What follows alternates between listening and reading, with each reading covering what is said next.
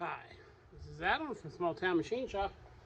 Today I thought I would go over how I clean uh, precision tools. I get at yard sales and stuff. How I clean precision surfaces on my machines. Now I typically use where's it on here? Quad-Ot extra fine steel wool. This stuff is very,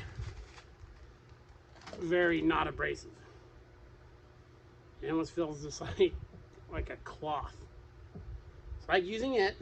I've used Scotch-Brite in the past, and it depends how rusty something is and how the condition of it initially. I can show you like this. It's not too bad. This is very typical of where your square, that's where that was. That's all you do. Take a little bit of oil. This is penetrating gel lube. I use this stuff for pretty much everything. Just a bit on there.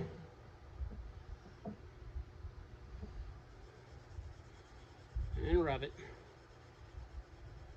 Now, it will take a while when you're using this stuff because it's so fine.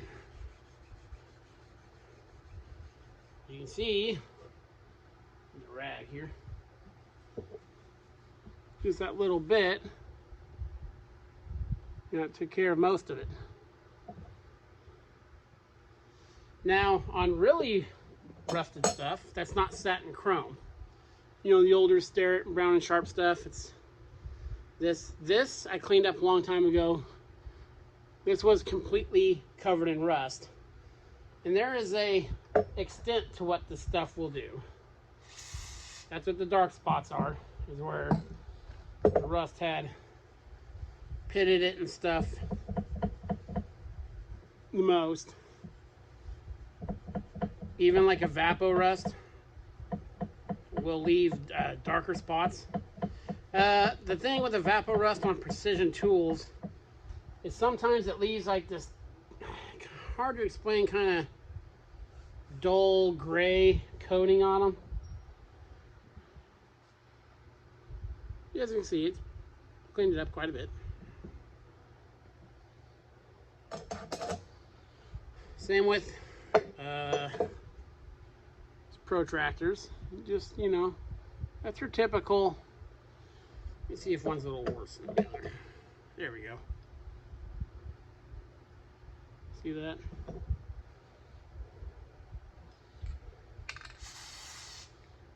A little bit of this. Work it back and forth.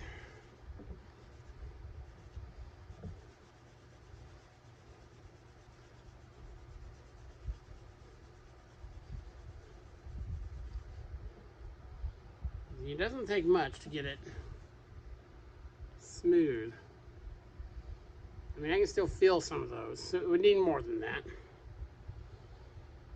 You can use other oils. I would recommend against brake cleaner for the sole reason that it will lift paint. So, the thing you're cleaning, I got that pretty good. Has, a paint application. Obviously, you would want to stick away from that. Stay away from that. So, the front of this one's really rusty. Not really rusty, but we'll give it a quick go.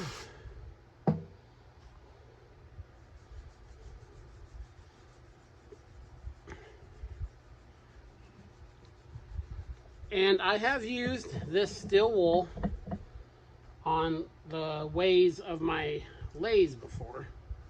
See, that got it pretty good. Again, you can spend more time with it and really polish it up, which I will off camera. I've used this on latheways with no ill effects. I prefer that to, I'd rather spend the extra time working something finer than get quick results. Like here's the, zoom in. Here's the compound for the Boyne MS lathe. As you can see, it's dirty. So again,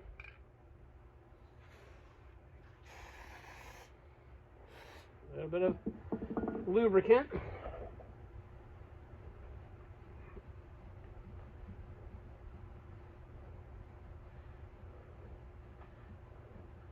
I don't know why. It may have been an old machinist buddy of mine. So whenever you clean machine surfaces, always go the long way with them. Because he said even if you then put microfine scratches in them, they'll fill with oil. I don't know if I'm worried about the molecular level of the metal in my machines, but let's see, I shined that up nice. Needs a little bit more, but again, what you can really do is, if you're really worried about a surface, let's pick this surface right here. If you're really worried about abrasion, you can take an old belt, piece of an old belt. This is just a belt you'd wear around your pants. These tools and surfaces are usually hardened. Your typical belt is not hardened, so there's no way this is going to gouge this. This spray, let me adjust you a bit. Spray some oil on the belt. And if you're going to do this a lot, I would recommend screwing this to a board. There's our before. Same thing. This will take longer, but you substantially reduce any gouging or anything that could happen.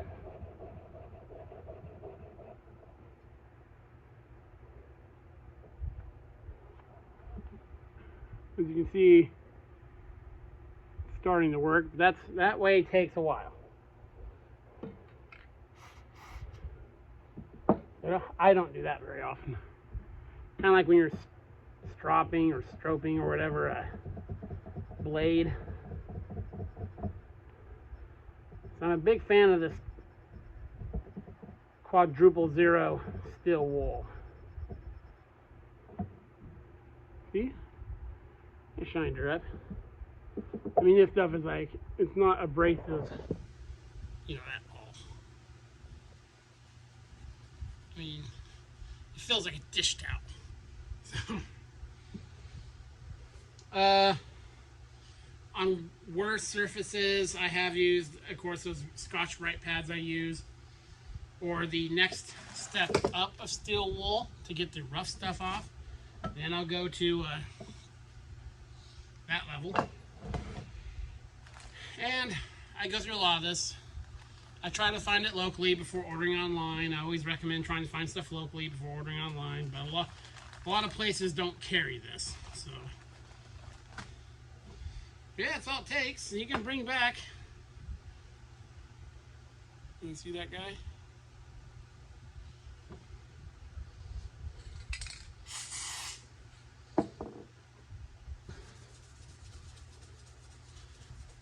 Most tools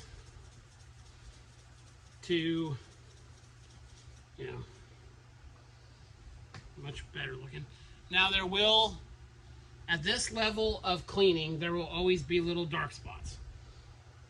I've never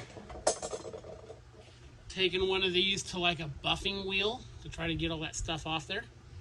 It's clean, the rust is off it. It's been oiled, so it's not gonna rust anymore. I don't, especially on a scale, you could probably take a buffing wheel across that. I do not know. I've never done that. So,